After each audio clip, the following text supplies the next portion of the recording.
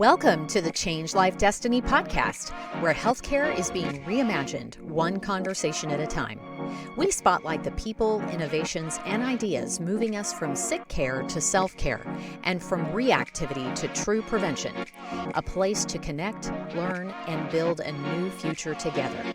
Get inspired at changelifedestiny.com. Let's dive in.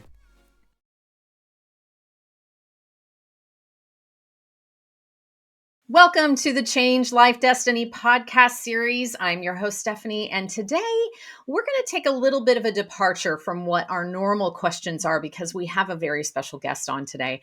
I would like to introduce you all to Dr. Melissa Grill Peterson, and I am going to read part of her bio here because it is absolutely incredible what she's doing to combine this inspirational desire and vision in with science. And so if you'll just excuse me for a minute while my eyes go somewhere else. Dr. Melissa Grill Peterson, DCMS, BCHH, is a visionary leader at the forefront of longevity and regenerative health. As the founder of Human Longevity Global and co-founder of Peptide University, she empowers practitioners and pioneers worldwide with cutting-edge education in peptides, bioregulators, and precision health solutions. All of that sounds amazing, by the way. A best-selling author of The Codes of Longevity, TEDx speaker, and board of certified holistic health doctor, Dr. Melissa is dedicated to igniting a global movement where aging becomes optional and human flourishing is possible by design. And all of that just blows my, first of all, I don't know, maybe you should do a couple more things with your life. I'm slacking right now, Stephanie. I'm Just following a few things more with your life, my goodness. So why don't we talk a little bit more? I want to dig into your personal story, your vision. You know, your career bridges science and practice and global leadership. Yeah. So what really inspired you to step into longevity and regenerative health as your life's work? Well, I think the way it always happens is our life's work finds us versus us going and finding it. Brilliant. And, you know, the journey was never one straight line. And now I can look back and appreciate the tapestry of my life. And it seems like a string of just unorganized events that all built one on top of another on top of another. The very short, succinct is I started dancing when I was 2 years old, and that matters. Yeah, I know. I've been, and that matters. Four. Yes, sister dancer. I love it. All right, we're gonna do a breakout, you guys. We're gonna get our bodies going. There's still, movement. It's central to all of it. Huge. But this is so important because on my journey, what's interesting is, I grew up small town. Didn't have a lot of money. I joke that I was living the organic lifestyle before it was cool. It was because you were so poor that you had to eat what was grown in the garden and you had to eat what was shot in the winter to sustain. And that was, I was like, so I've got a great microbiome. Instead of eating Wonder Bread and Doritos, I was eating some really great fresh, produce that was locally sustained, right? Locally grown. But what happened, what was really interesting that found my way here, and I'll do this short, is that I grew up in dance and in fitness. I was teaching aerobics and choreography and all the things. I found my way. Again, this is one of these weird things. I thought I was going to become an attorney, and chiropractic found me. So all of a sudden I was brought into the world of natural health very much by surprise. And it had to do with dance. I was invited in to dance at the college. They had a full program. I was given a full scholarship. So long, short, I'm kind of out in the world. All of a sudden, I'm about to graduate with my doctorate in chiropractic. And then still dancing. Then I got brought onto the #1 rated television show at the time in the late 90s, early 2000s, totally dating myself for dance. So I was now an on-air personality and danced, toured the world. And I was literally getting ready to go open my practice. But now I'm out working with the staff and Ted Turner, like the whole Time Warner, like the whole crew, everybody's getting adjusted. I'm doing all the crazy things, not a conventional path. And then as I left TV, because, there's always a rise and a fall. Sure. What I learned really quickly is that somehow this vehicle, today we all have TVs right here, right? But this vehicle of media allowed me to connect one to many. And I was in a brick and mortar still, one to one. And I realized, I was given the opportunity to realize what an impact I was able to make at one to many. Mm. And so when it all kind of ended and then, life was transitioning, I just knew, I'm like, I've got to go out and start this health and wellness company. My first company was called Flow Unlimited. And I'm just like, there's something so much bigger, like just so much bigger. And in the early 2000s, wellness wasn't even a term, by the No, way, no. which is crazy to where we're at today. But Right. my mom, so as life goes, my mom ended up transitioning at the young age of 54. Mm. I am now 54, so it's kind of Mm. a big year. Yeah. But when she did, and that was 19 years ago, when she transitioned, it was one of those defining moments that, as much as I was running this health company and I was out creating multimedia products and I was out building programs and I started to work with, big brands to bring in these integrative programs that really addressed not siloed pieces and parts, but understood that the human is this beautiful, dynamic, comprehensive, complex system, mind, body, soul. And what does that mean? And so I was out there doing all that and just feeling led by it. Mm-hmm. And when she transitioned, I was kind of like, well, will her destiny be mine? And Mm. as much as I knew that it wasn't, we had very different lives and very different stories. But yet that little, our genes, our destiny. And I'm like, no, because I was already teaching epigenetics and doing work with Bruce Lipton and understanding like biology and belief systems. But it really put me on my path. I was already had a vision Mm-hmm. since early 2000 of scaling vitality and wellness and getting it out there. And it just was planted in me. And one thing kept leading to another. And the more questions I asked, the bigger the vision got. And now today, literally, I got one of the last calls I got off of was with this global entity, the Global Smart Cities Council, that literally I have. So Human Longevity Global, Mm-hmm. we've designed a whole system that we're going to be taking out to governments, to industry, to arts, to science, to tech. But it's literally a framework that we design health span, because it's measurable, into everything that we want to take to market. So we Wow. actually have a way now. So it's just like, and I just kind of can't stop. I just wake up and things download in and I'm like, okay, today it's another thing. Like it's Isn't all that how available. it? It's just Oh, when you're open and allowing that kind of work to come in, then oh boy, you just kind yeah. of can't stop. I haven't figured out how to make that long story short. I'm still working on making it brief, but I think it's just to your point, if we open ourselves up and just say yes. And what I've done literally in the past year and a half, which is when things have just catapulted, is I just say yes to source. I'm like, I'm here for my life mission. I'm here Yeah. for it. Yeah. So I'm not going to try to micromanage it and Mhm. figure it out. You just send to me exactly the people, the places, whoever I'm Mhm. supposed to connect with Mhm. to take this forward. And Right. since doing that, when I tell you, again, I've been doing this, as you can hear, timeline wise now almost 30 years, but Wow. well, even before that as a young kid, but 30 years as an adult with this vision. And in the past 18 to 24 months, what's happening, because I've just really just said, I'm not going to manage it anymore. I'm just saying Yeah. yes for it. I'm here Yeah. for it. Yeah. Oh, I love that. Ooh, it gives Yeah. me the chills all the way. That is fantastic.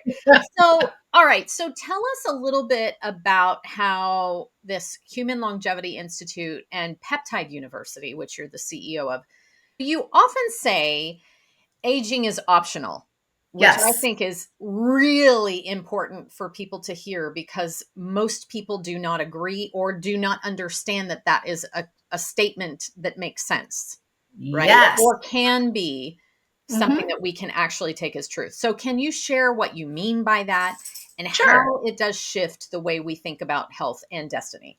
Absolutely. So I'll give a pop culture example. Let's look to Jennifer Lopez.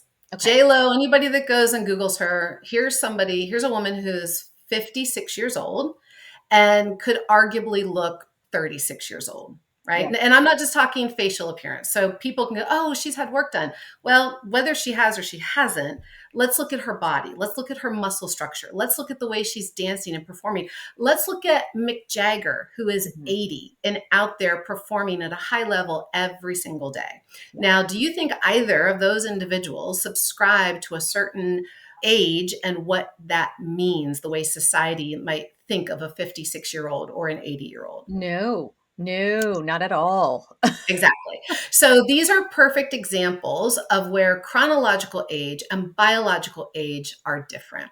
And Mm, so and this is kind of even where health span comes in. So just for everybody listening, chronological age is how many birthday candles we have on the birthday cake, right? How many trips around the sun. mhm, Biological age is what's happening inside of our body. It's the rate and pace at which we are literally aging. And aging is a metabolic process. We begin to age the moment we are conceived. It's not something that starts in our 30s or our 40s or our 50s or our 60s. When you go to the doctor and they go, well, you're just getting older. That's nonsense. yeah, That's nonsense. yeah, So it is a metabolic process. And so what we're able to look at is to understand, well, there's certain things that make that process go faster. And that means it's breaking the body down at a faster rate. And I like to use really simple metaphors. So if you think of it this way, like think of the body and the systems in the body like a workforce, like you're like a corporation. And all of a sudden, when there's a lot of demands being placed on the team, but there's too many demands and not enough workers to keep up with it, all mhm, of a sudden we're overloaded, right? We're overloaded. It takes longer to get the job done. We might forget some things, certain things fall through the cracks. We like it isn't as optimal as it could be.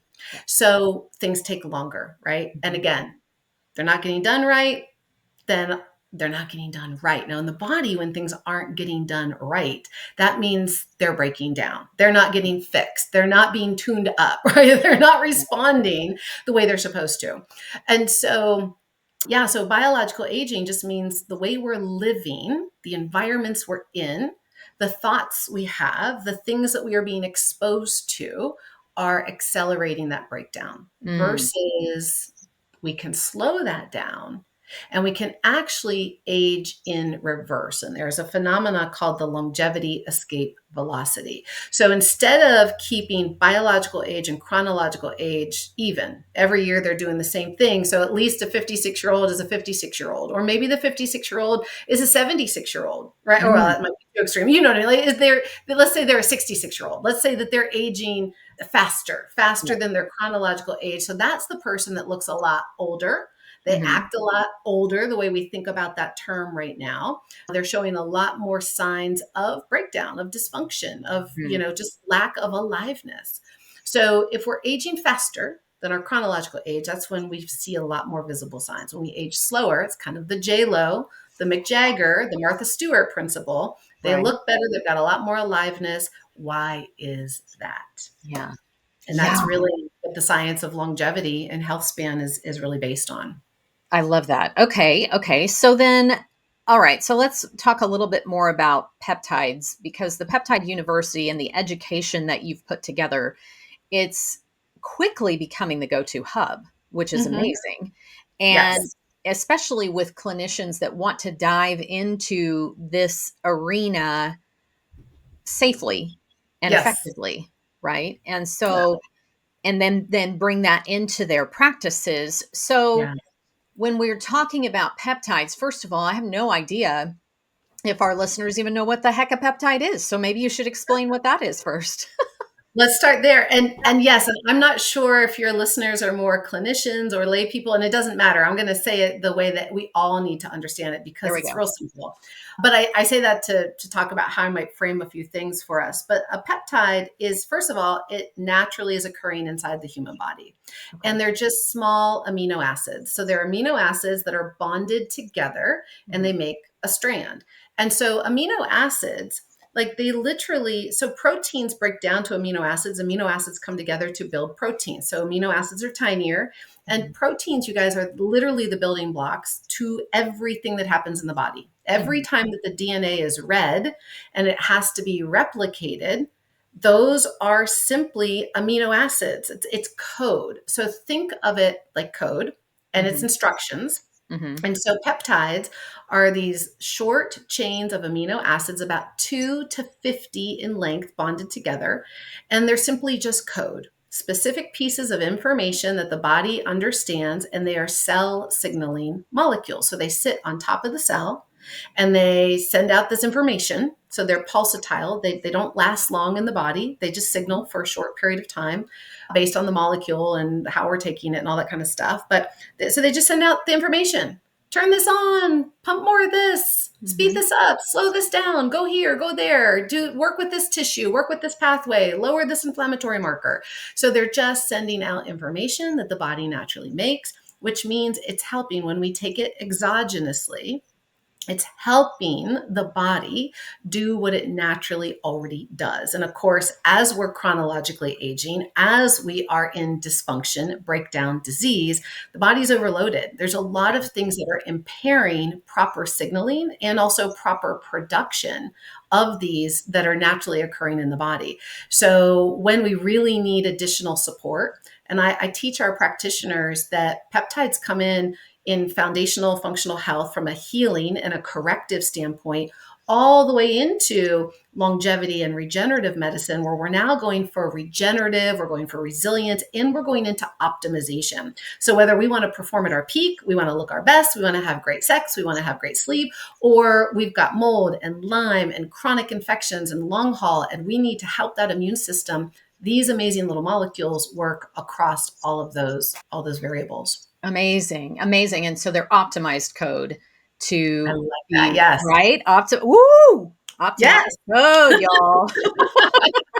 That's amazing. Okay, so that's clearly why they're a game changer at this Yes. point in our healthcare system. So that's fantastic. So then let's talk a little bit more towards, let's speak to the practitioner. So the Yeah. first question I have is, what kind of practitioners are we talking about? Are we speaking to a specific type, or can they be any type with any kind of letters behind their name, or Sure. who would Yeah, that be? really, really good question.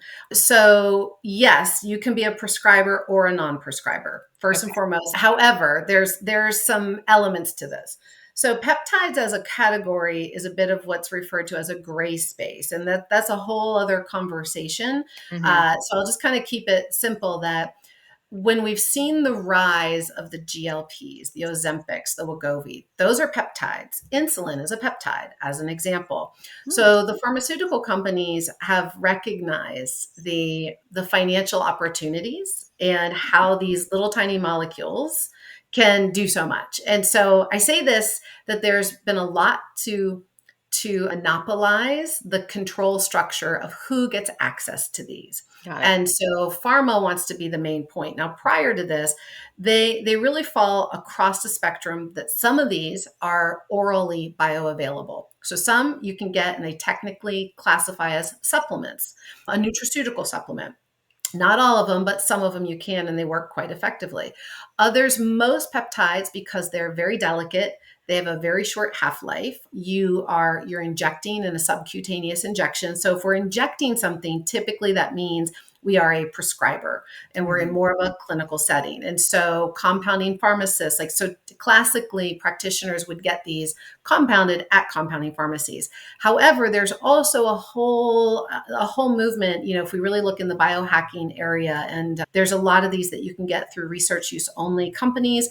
And I advocate in only a very narrow lane that people use research only. There's only a couple of companies out there that are doing it right. Mm. Many of them are not. And what I mean is, they're not telling you the lot number, the batch number. They're not telling you all of the excipients. So while the molecule might be in there, when you go as just a person, I'm going to go try this on myself. I found it on Reddit. Maybe this works. I'm going to go buy it.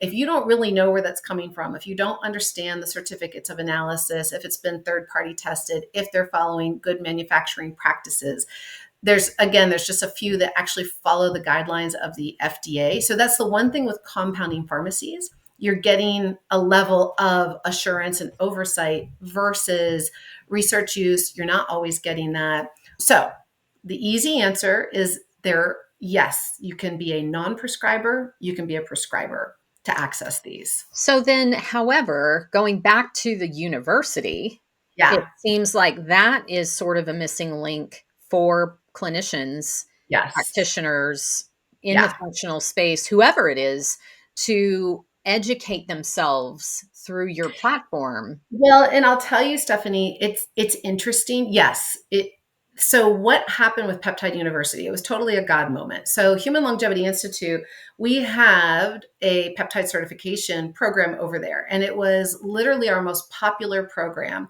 And Mm, people are just like, and we did it as we knew people needed to dip their toe in the water, but mhm, as we saw GLPs become more and more popular, and we saw what was coming across the legal landscape, and a lot of this really started to shift in about 2023. mhm. They're not going away. It's only getting louder and it's getting more confusing. And practitioners need a safe way to understand how to navigate this terrain. Yeah. And as they kept coming and saying, "Can you give us more? Give us more. Where do we go? Where do we go?"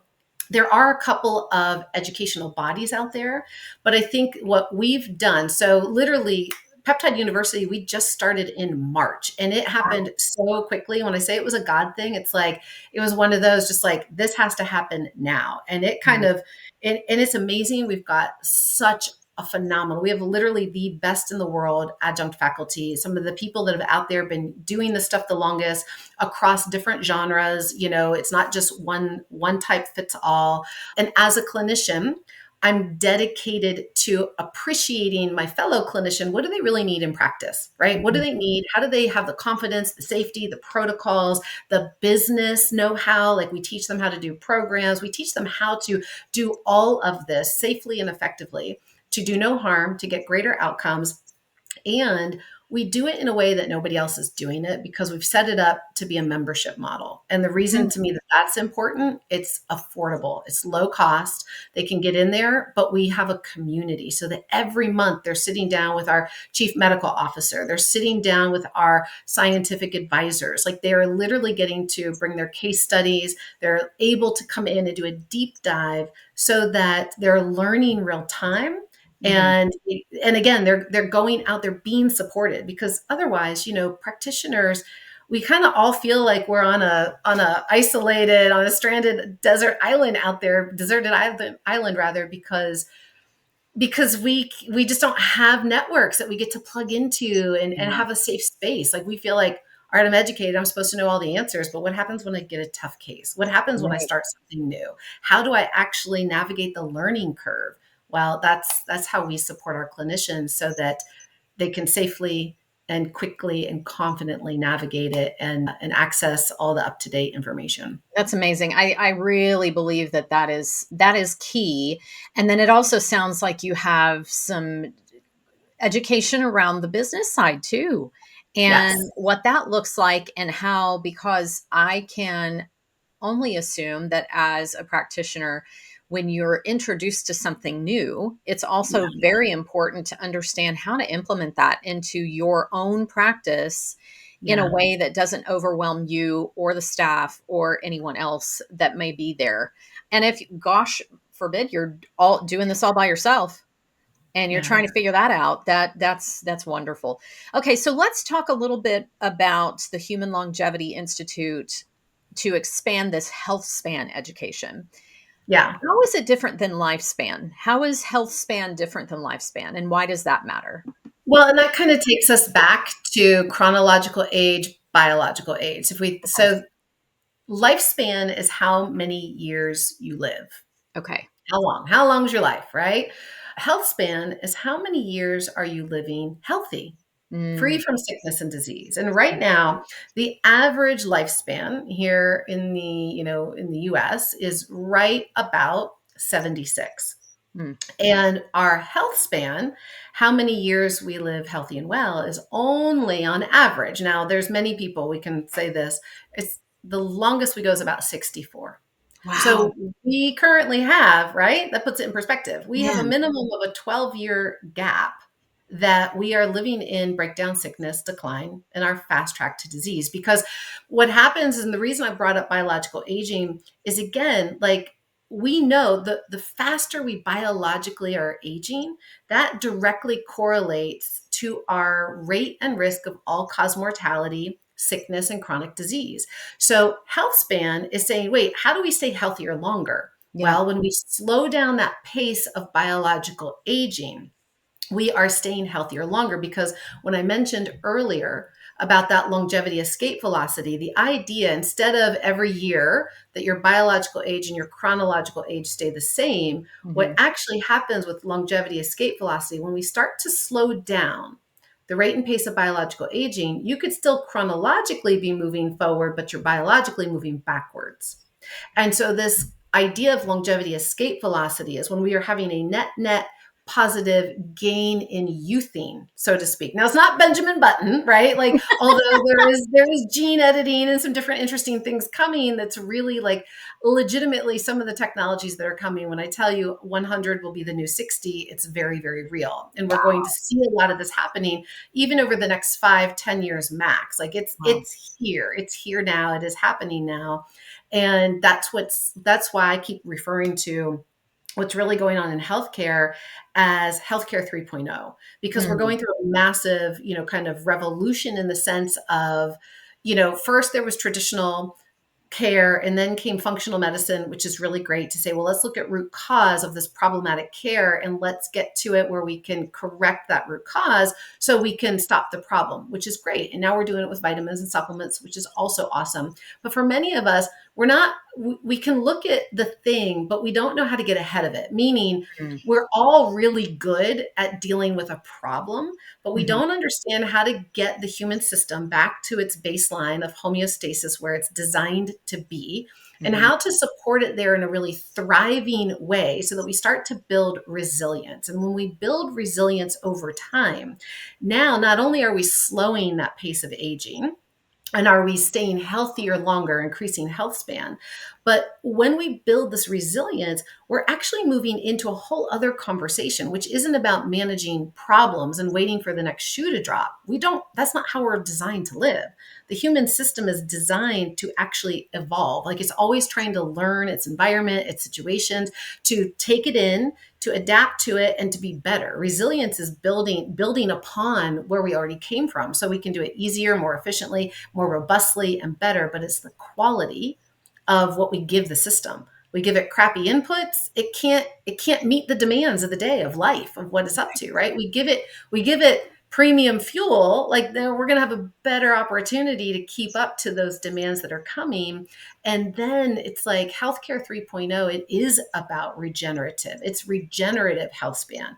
How do we help this body continue to make more of what it already naturally makes longer than, we don't have to stop making it. Like, we can keep making these hormones, we can keep making these stem cells, we can keep repairing and rejuvenating, we can keep putting high octane in, and we can have massive aliveness and energy and strength and robustness way beyond any age we currently think that we can.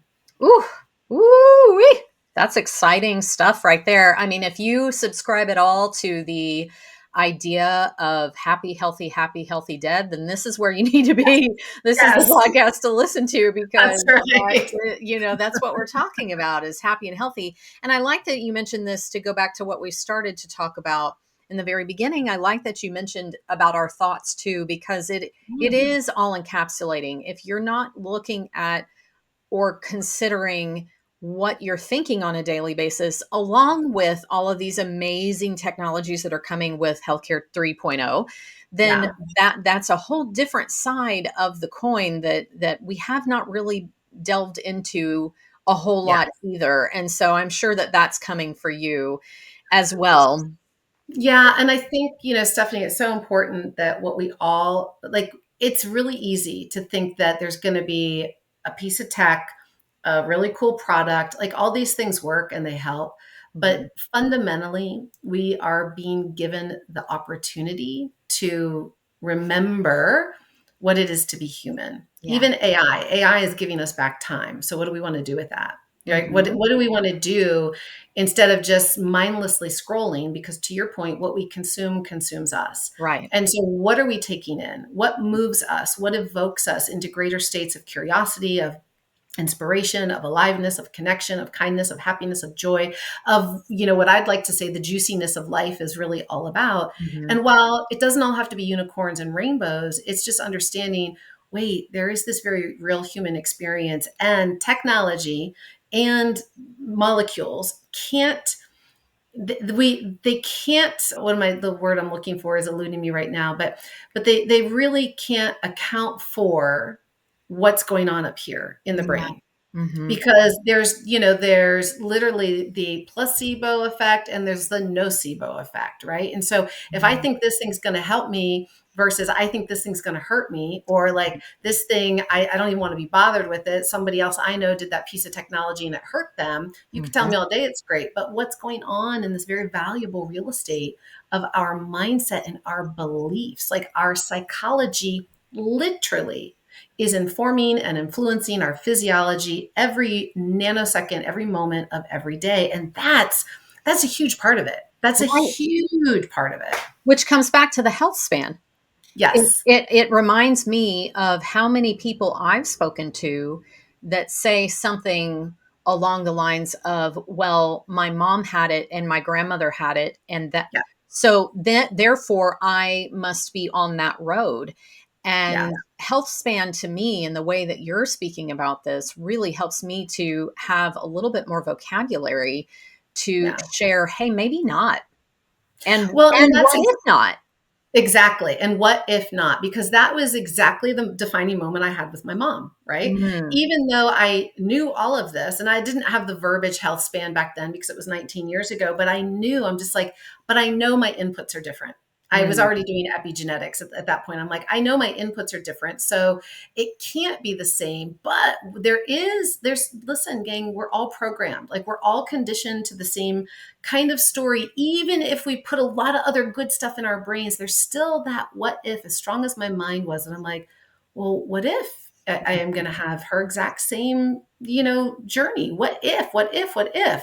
And it gets in there. And yeah. so it is what we consume consumes us. And if I would have gone down that route and started to get afraid and started to obsess and started like, I, my journey could have been a lot different. I'm like, but what if it isn't? Because Yeah.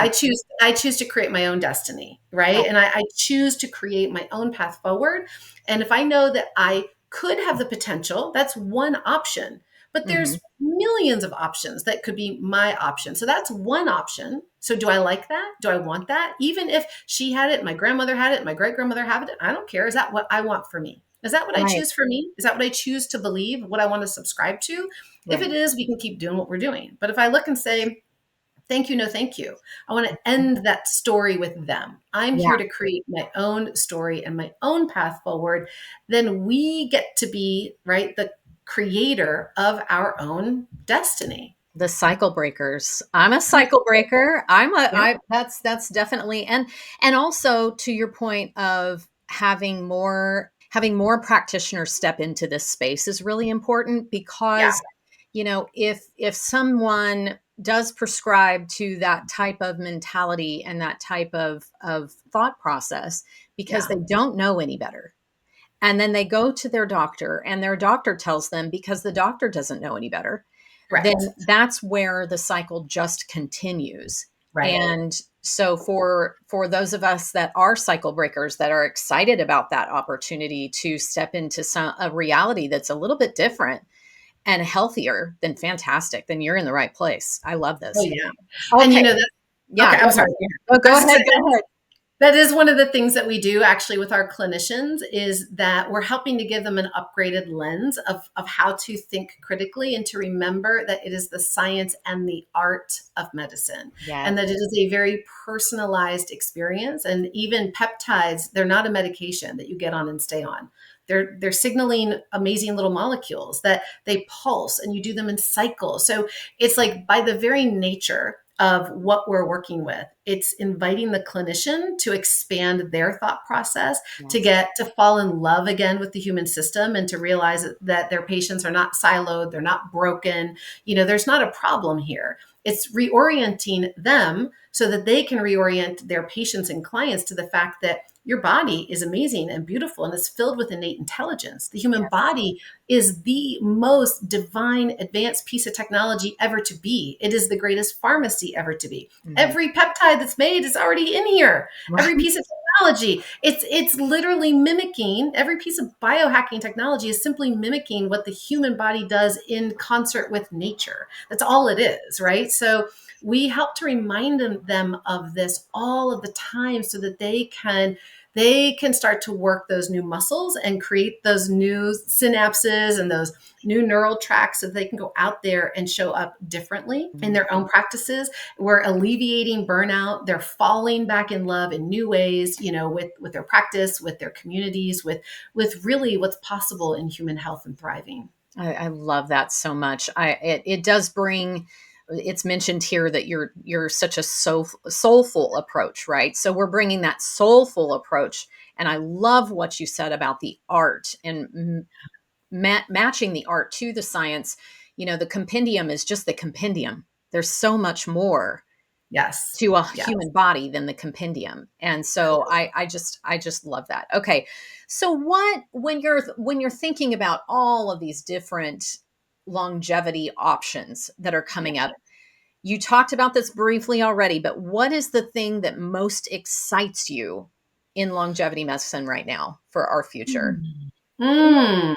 I think the thing that most excites me is that the science is going to show. So, for people that it's very hard to believe that aging is optional, that Hmm. more is possible, that Hmm. the science is going to show undeniably that 100 is like, today's 100 will be like the new 60. Right. So that we're going to start to see ourselves differently. And that in and of itself, it's like a mirror, right? Mirror neurons. We're going to fire back differently.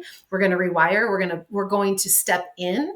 So Healthspan also gives us that ability as we're living longer, better. Is we Hmm. get to go, wait, I don't have to just retire. I don't have to just do what's been done before. I can start a second career, a third career. I can go learn a new hobby. I can go completely, start and like there's more to our stories. And I think that's what I get most excited about is that humanity will have the opportunity to see more of its true potential expressed. I love it. I love it. I love it. Okay, so if listeners could take away one key message from you today, what would you think that key message is? That So here's my key message that you are limitless. Now that feels too big for some people. So just remember it is in you. It is in freaking you and there's no wrong answer. So your life gets to be your life on your terms and the true nature of all of it. I don't care if we're talking peptides, if we're talking a new movie that's coming out, the heart, the soul of beginning, middle, and end of humanity, it's sourced in love.